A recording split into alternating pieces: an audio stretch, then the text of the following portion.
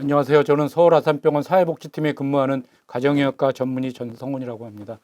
우리가 여러 번 만나서 강의를 했는데 지금 코로나 때문에 얼굴을 마주하지 못하고 이렇게 강의를 하게 됐습니다.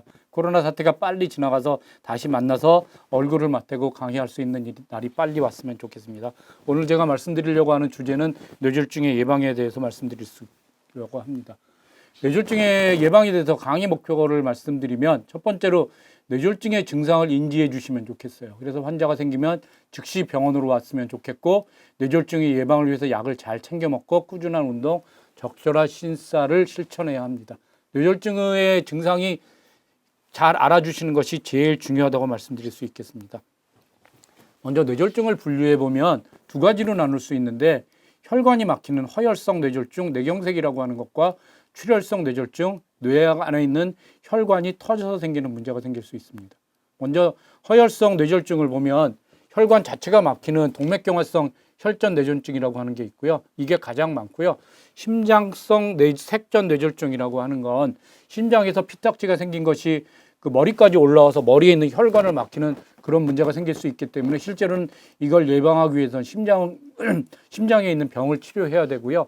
열광성 뇌졸중이라고 하는 건 증상이 없는데 건강검진 등을 통해서 조그만 혈관이 막혔던 흔적이 있거나 그런 것들을 말씀드릴 수 있는 거고요. 출혈성 뇌졸중은 뇌실치 출혈, 거미막하 출혈로 나눌 수 있습니다. 먼저 심장에서 오는 뇌졸중을 보면 여기서 보이는 것처럼 심장에서 1번이라고 보는 게 왼쪽 심방의 심방세동이라고 하는 건 심장에 피가 잘 움직이지를 못해요. 그래서 피가 잘 움직이지 못하면 2번으로 가는 혈전이 생기고 피딱지가 생기는데 그 피딱지가 좌심실로 와서 그게 대동맥을 타고 그다음에 혈전이 혈류를 타고 목동맥을 통해서 총겨동맥, 내경동맥, 그다음에 내로 가는 동맥혈관으로 올라가서 그게 혈관을 막으면 그쪽에서 뇌졸중이 발생할 수 있는 그런 일이 생길 수 있으세요. 그래서 여긴 지금 심방세동 때문에 어떤 걸 치료해야 되냐면 왼쪽 심방의 심방세동을 치료하면 뇌졸중을 예방할 수 있으니까 심방세동이 있다고 하면 피를 맑게 하는 약을 잘 쓰시면 좋겠어요. 뇌출혈에 대해서 말씀드리면 뇌실질출혈이라고 하는 건 지금 빨갛게 보이는 저런 것들이 고혈압 등으로 인해서 뇌 자체에 있는 혈관이 터져서 빨갛게 보이는 것들인데 이거는 전형적인 뇌졸중의 증상이 보이세요. 말씀을 잘 못하신다거나 편측마비가 있다거나 그 밑에 보이는 거미막하 출혈이라고 하는 건 뭐냐면 가운데 보시면 한쪽에 볼록 튀어나온 게 보실 거예요. 그게 뇌동맥류라고 해서 뇌로 가는 혈관에 꽈리가 생기는 건데 그 꽈리가 생기면 CT에서 어떻게 보이냐면 옆에 있는 것처럼 가운데 이렇게 보이는 게 아니라 거미막하를 줄여서 그 밑으로 이렇게 보이기 때문에 보이는 것처럼 빨갛게 보이는 게 이렇게 완연하게 퍼져 있는 게 보이세요. 그래서 뇌실질 출혈이라고 하는 건 뇌경색이 생길 수 있고 거미막하 출혈의 특징적인 증상이 뭐냐면 지금까지 겪어보지 못한 두통이에요. 내가 편두통이나 이런 것들이 있는 분들은 만성적인 두통이 아니라 내가 지금까지 겪어보지 못한 머리에 통증이 생긴다고 하면 이 거미막하 출혈을 제일 먼저 의심하게 됩니다. 그러면 여러분들이 뇌졸중의 증상이라고 하는 것들이 여러 가지가 있을 수 있는데 이런 증상이 있을 때 뇌졸중을 많이 걱정하시더라고요. 양쪽 손발이 시리거나 저리거나 특히 양쪽인 경우에는 거의 그런 경우가 없고요. 그 다음에 손발 시리거나 저리거나 이런 것들은 말초 신경에 문제가 있다거나 그다음에 뇌나 허리에 문제가 있을 때 되게 그런 문제가 생기고 한쪽인 경우에는 아주 드물지만 그럴 수 있는데 양쪽인 경우에는 그렇지 않기 때문에 손발이 시리거나 저리거나 그러면 뇌졸중보다는 딴 걸 먼저 생각하고요. 그다음에 뒷목을 이렇게 잡고 TV에서 다 뇌졸중을 표시하고 할 때 아들하고 싸우다가 이렇게 뒷목 잡고 쓰러지니까 뒷골이 아프면 뒷골이 뻐근하면 뇌졸중이 생기는 것 같다. 뒤로 가는 혈관이 막힌 것 같다 말씀하시는데 실제로는 그런 경우는 없습니다. 그다음에 뒷목이 아픈 게 고혈압의 증상이 있을 수 있긴 한데 고혈압을 치료해도 뒷목 뻐근한 게 없어지지 않는 경우도 있기 때문에 이거는 뇌졸중 증상보다는 딴 걸 먼저 생각해 가야 되고요. 손이 떨린다고 하는 증상은 원인을 밝히지 못하는 경우가 제일 많고요. 그다음에 파킨슨병이나 다른 질병을 먼저 생각하기 때문에 이런 증상이 생기는 건 뇌졸중보다는 딴 질병들을 먼저 생각하는 겁니다. 그럼 뇌졸중의 특징이 뭐냐면 갑자기 나타나요.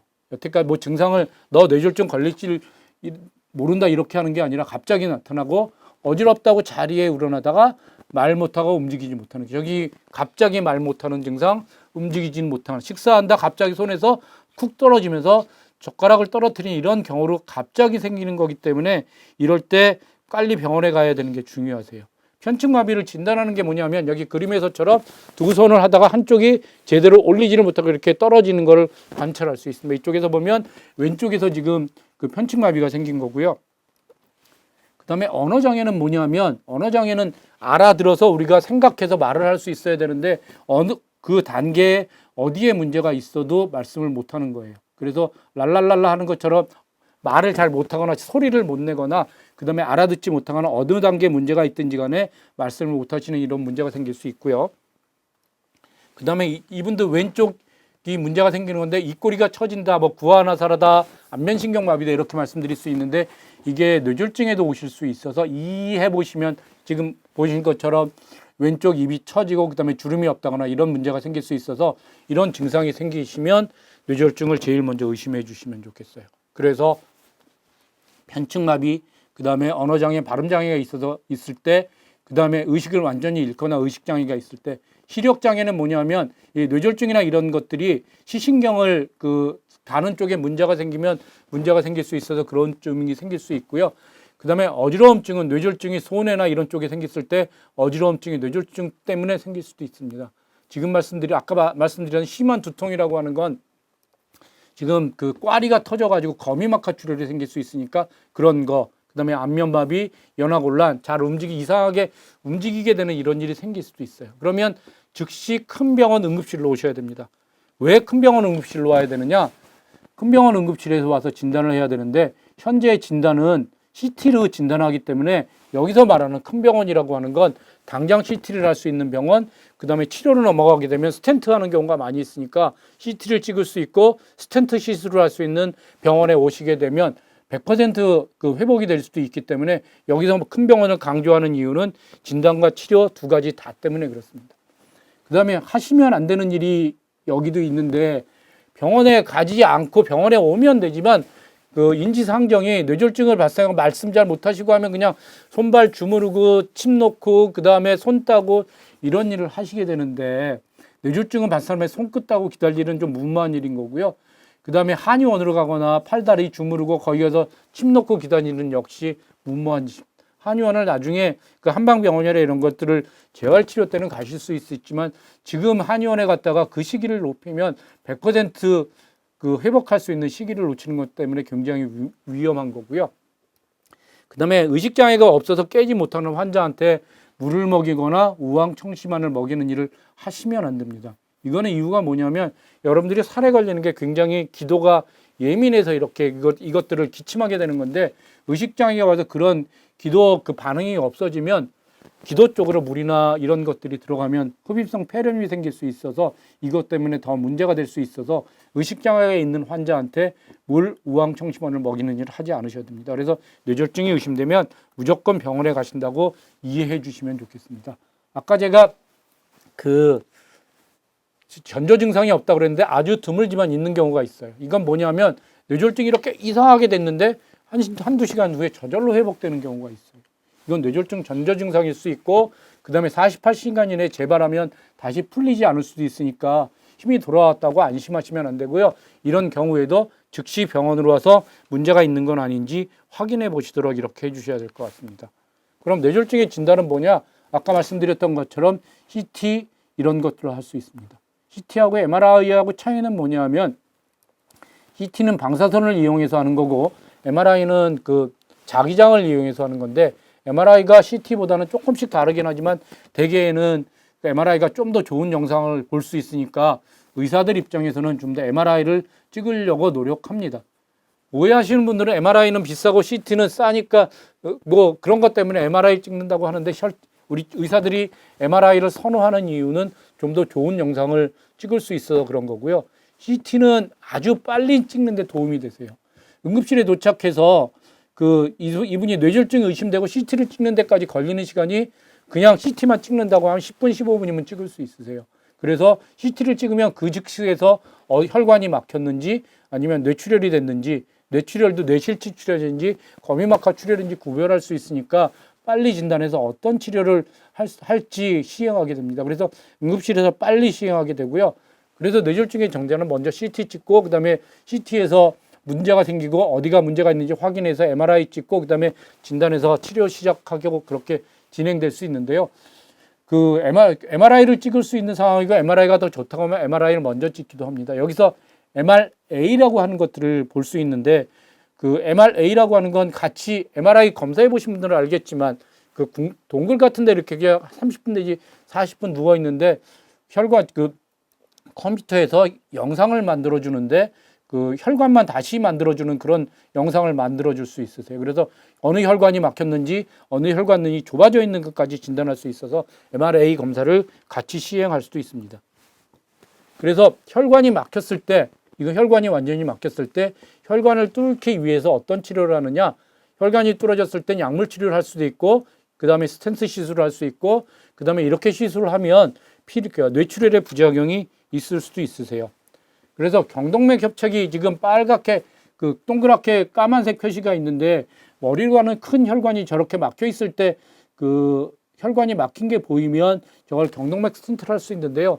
저기는 지금 동맥이라고 하는 건 우리 몸속에 아주 깊숙한 데 들어가 있어서 진단하기가 어려운데 피부하고 가장 가까운 데 있는 게 경동맥입니다. 그래서 경동맥은 진단하는데 초음파 가지고도 할 수 있어서 증상이 없으신 분들이 그 내 혈관 상태가 어떤지 보기 하기 때 여기 있는 경동맥 검사를 할 수 있고요. 저기 보이는 것처럼 혈관이 막히면 그 동맥혈을 뚫고 들어가서 맨 처음에는 그 혈관을 그 막힌 데가 어딘지 찾고 그 다음에 풍선의 혈관을 느끼고 난 다음에 텐트 시술을 할 수도 있습니다.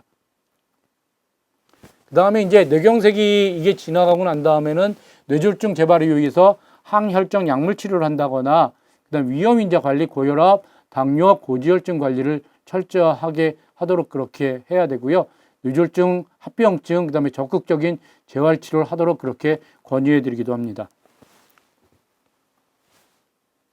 그 다음에 피가 뇌출혈이 됐을 때는 어떤 치료를 해야 되냐면 뇌출혈이 됐을 때는 CT나 MRI로 어디에 출혈이 됐고 양은 얼만큼 되는지 수술을 할 수 있는지 할 수 없는지 그런 것들을 결정해서 약물 치료를 할지 수술할지 결정하고요.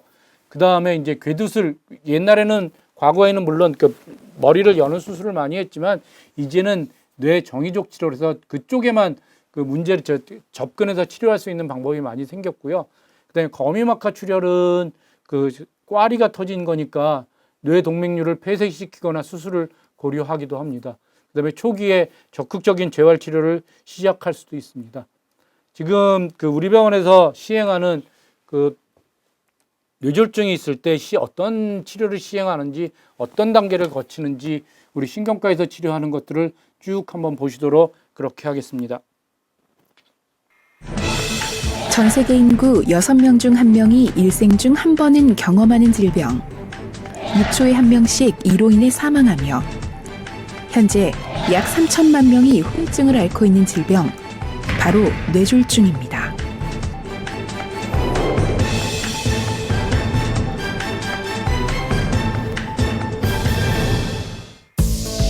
뇌졸중 증상이 나타나면 가능한 빨리 병원으로 가야 합니다. 뇌졸중은 갑자기 발생하는 것이 특징인데 대표적인 증상을 기억해 놓는 것이 좋겠습니다. 갑작스럽게 한쪽 팔다리 힘이 빠지면서 마비가 되는 증상. 갑자기 말을 하지 못하고 못 알아듣거나 발음이 어눌해지는 증상. 사물이 두 개로 보이거나 한쪽 시야가 보이지 않는 증상. 보행이 힘들거나 심하게 어지럽고 한쪽으로 쓰러지는 증상 등이 뇌졸중의 대표적인 증상들입니다. 갑자기 이런 증상을 경험하게 되면 환자들은 될 수 있는 대로 빨리 응급실을 방문해야 합니다. 뇌졸중 환자는 초기 몇 시간, 며칠 동안 여러 가지 이유로 환자의 증상이 악화됩니다. 빨리 모시고 오셔서 이렇게 악화되는 것을 방지하는 것이 필요합니다.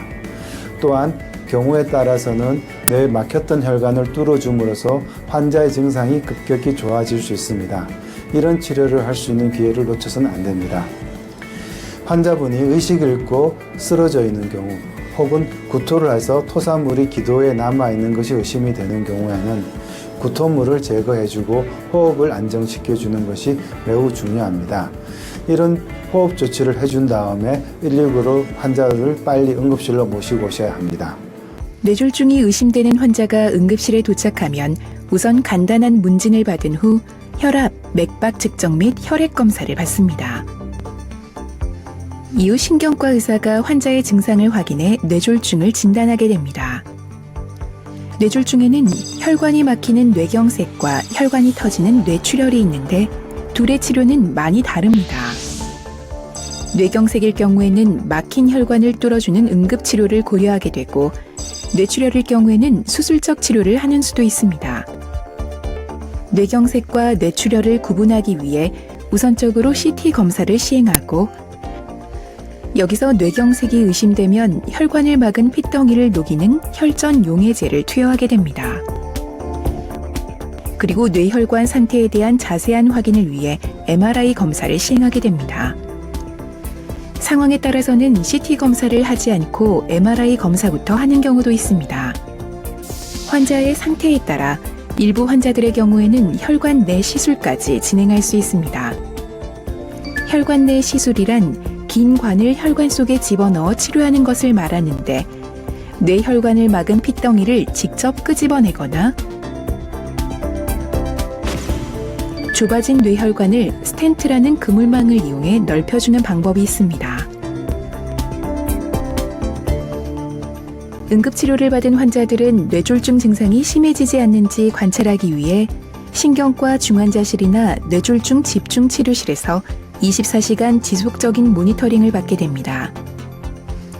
뇌졸중 발생 후 일주일 이내에는 뇌졸중 증상이 심해질 수 있기 때문에 수액 및 혈전 생성을 예방하는 약물 치료를 받게 됩니다. 급성기 치료 후 신경학적으로 안정화된 환자들은 뇌졸중 증상이 호전될 수 있도록 재활 치료를 받게 됩니다.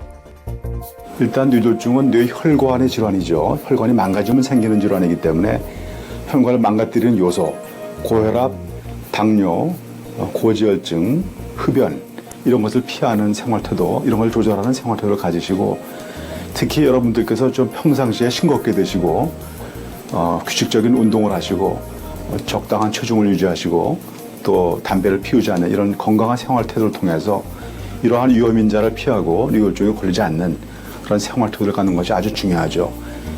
두 번째로 평상시에 뇌졸중의 중요한 증세를 이해하시고 예를 들어서 갑작스럽게 반신마비가 왔거나 언어장애가 왔거나 본인이 그렇든 옆에 사람이 그렇든 언제든지 빨리 대형 병원에 오셔서 즉각적으로 치료받으셔야 합니다.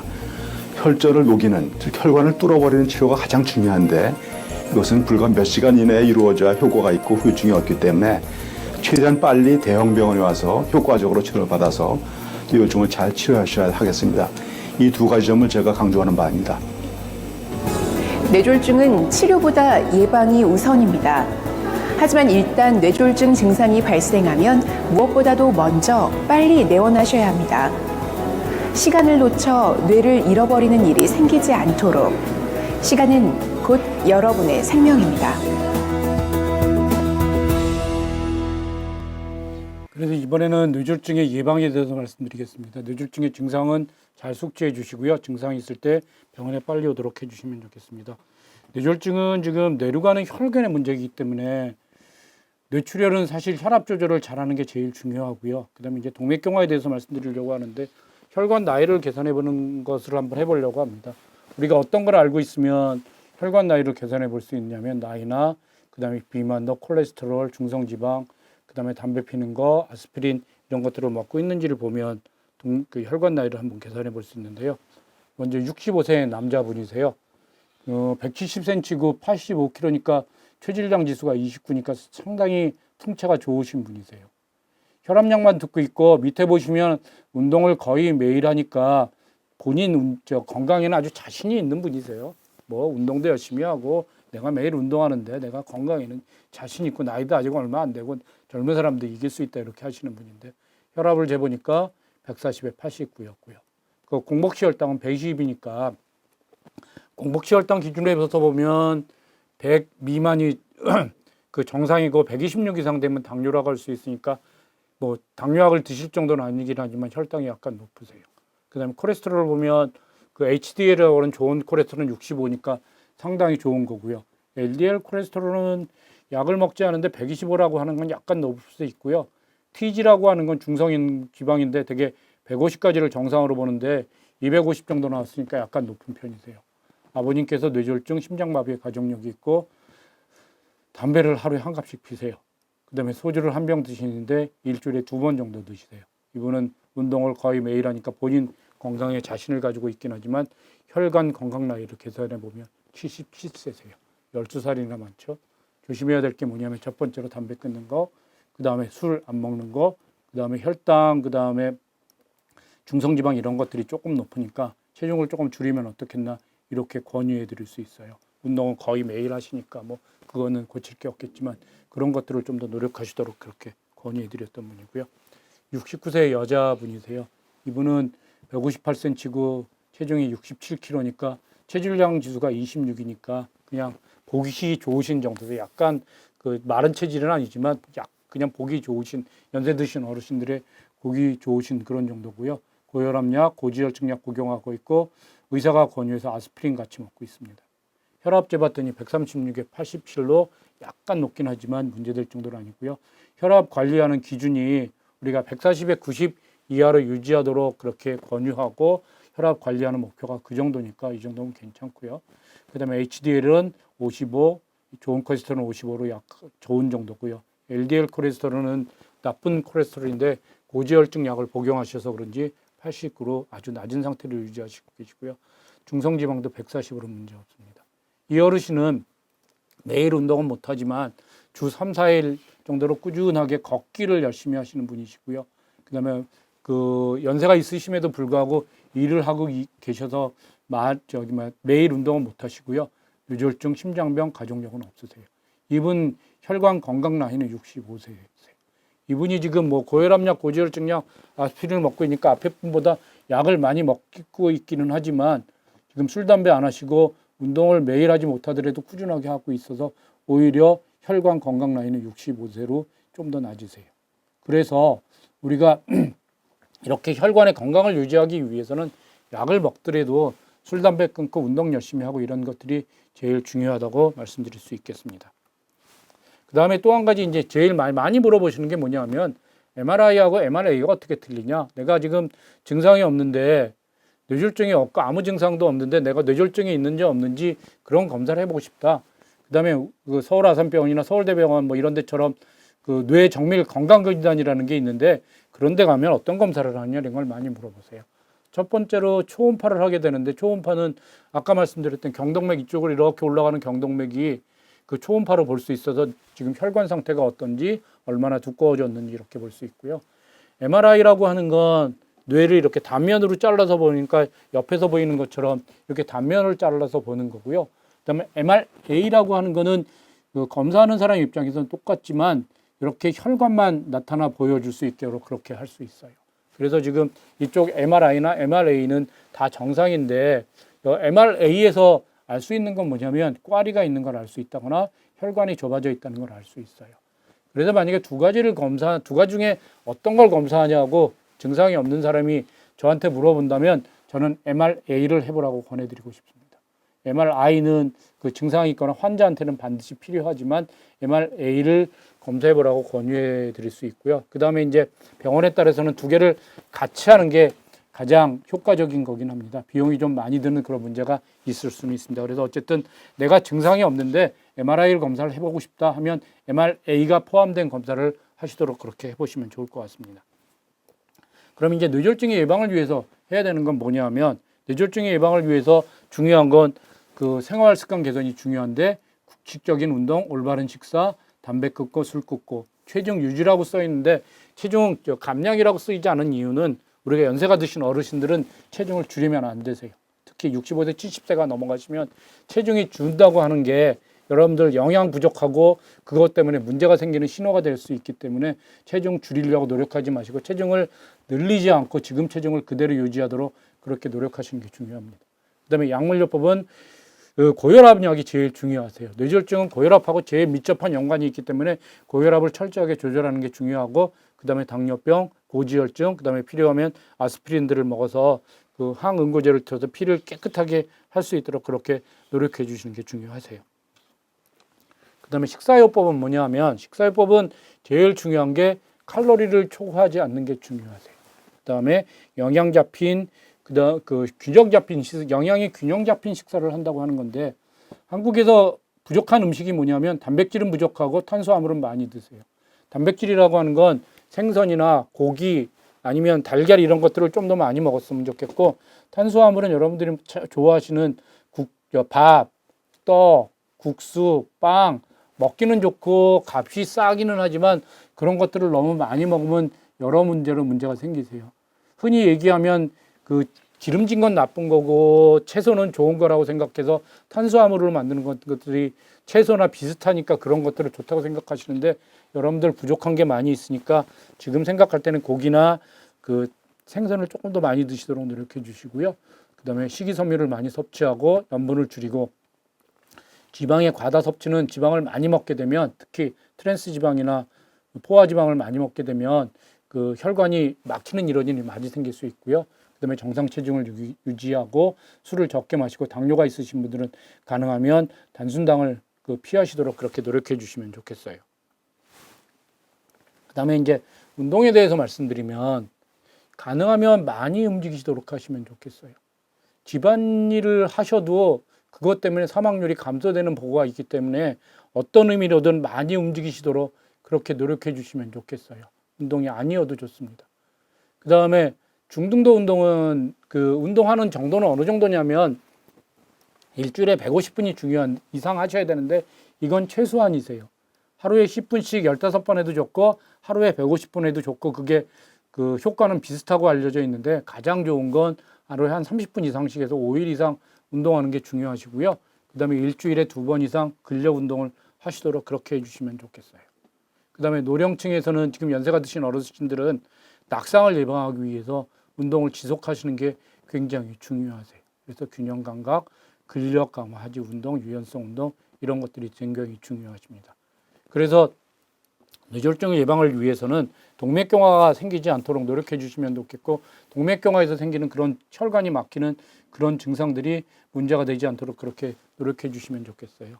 오늘 제가 비유적으로 말씀드리려고 하는 건 뭐냐면 제가 당뇨병, 그다음에 고혈압, 고지혈증을 여러 번 강조해 드렸는데 우리가 인생을 88도로에 그 운전하면서 가는 거라고 비유한다고 하면 교통사고가 안 나는 게 제일 중요하세요. 그러면 지금 당뇨병, 그다음에 고혈압, 고지혈증, 그다음에 교통사고 나가는 거를 그 뇌졸중이 걸리거나 하면 혈관이 막히는 아니면 그 심장으로 가는 심근경색이라고 해서 동맥경화 때문에 혈관이 완전히 막히는 거라고 한다면 제일 중요한 게 뭐냐면 1번이 당뇨병이세요. 당뇨병은 뭐라고 비유할 수 있냐면 브레이크가 고장나는 거예요. 브레이크가 고장나면 큰 사고가 날 가능성이 많고 실제로 뭐 언덕이나 내려갈 때 이런 생기가 생기면 그래서 당뇨병을 철저하게 조절하는 게 1번. 두 번째는 뭐냐면 혈압 조절이 중요하세요. 혈압 조절은 뭐라고 비유할 수 있냐면 올림픽 도로를 80km로 달리면 별 문제 없으세요. 근데 100km로 달리면 교통사고 날 확률이 많아지잖아요.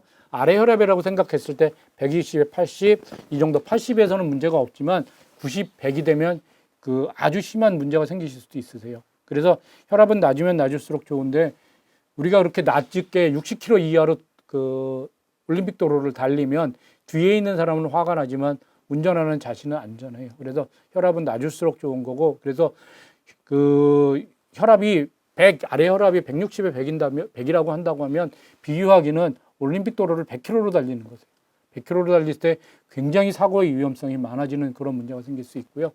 그 다음에 고지혈증은 타이어에 바람이 빠진 거라고 말씀드릴 수 있어요. 물론 그 자체로도 큰 사고가 일어날 수도 있지만 고지혈증은 잘 관리하면 볼 수 있는 게 고지혈증이 비교적 약물 치료에 잘 들어서 약만 잘 드시면 크게 문제 없다고 그렇게 말씀드릴 수 있으세요. 그래서 그렇게 잘 관리했으면 좋겠고 지금 말씀드렸던 것처럼 고혈압, 그 다음에 당뇨, 고지혈증 중에서 당뇨가 제일 관리를 철저하게 하셨으면 좋겠고 그 다음에 고혈압 관리, 그 다음에 고지혈증 관리 이렇게 잘 하시도록 그렇게 하시면 좋겠습니다.